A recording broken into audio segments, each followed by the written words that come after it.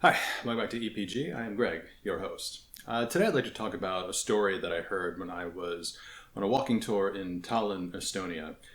It's not very happy, but it's a story that needs to be told, and I think that it's something that's really going to resonate with a lot of people. So Estonia, after they were able to get freed from kind of the sphere of influence of the Tsar, they actually had independence for a while, and they were able to actually elect a president, elect a government, and they were, basically on their own, doing what independent countries do. But it was later, with the course of human events, with everything that was going on in Europe at the time, in the early 20th century. So in the interwar period between World War I and World War II, there was a lot of kind of governments wishing to stay out of another war. The United States is one of them. Lots of other things were going on in that time frame. And what happened was that both Hitler and Stalin decided to sign a pact called the Nazi-Soviet Non-Aggression Pact, or the Molotov-Ribbentrop Treaty. And those are the foreign ministers of Russia and Germany at the time.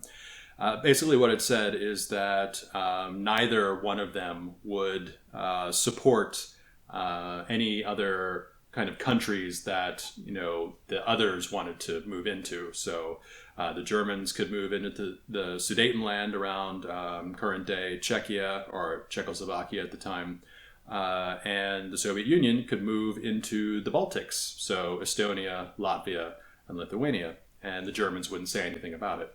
So what the, foreign minister of Russia did was they signed security treaties with those three countries, saying that if there was, a threat of invasion by a foreign army, that they would, allow the Soviets to come in and kind of take over.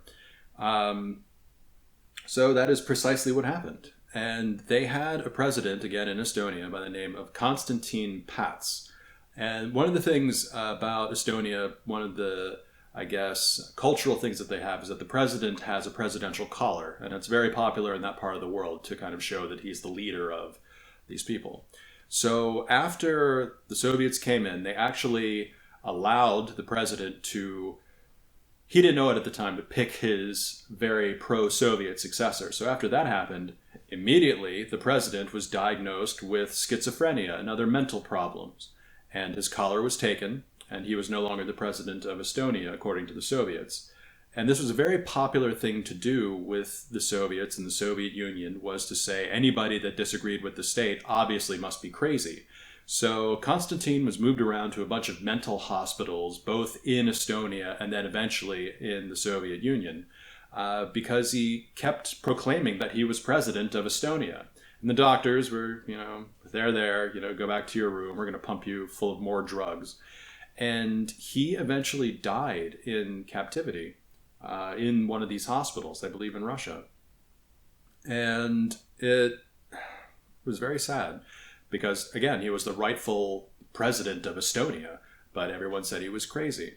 But one of the saddest things about this whole story is that after Estonia gained its independence in the early 90s, the Estonian government pleaded with the Russians to get that collar back.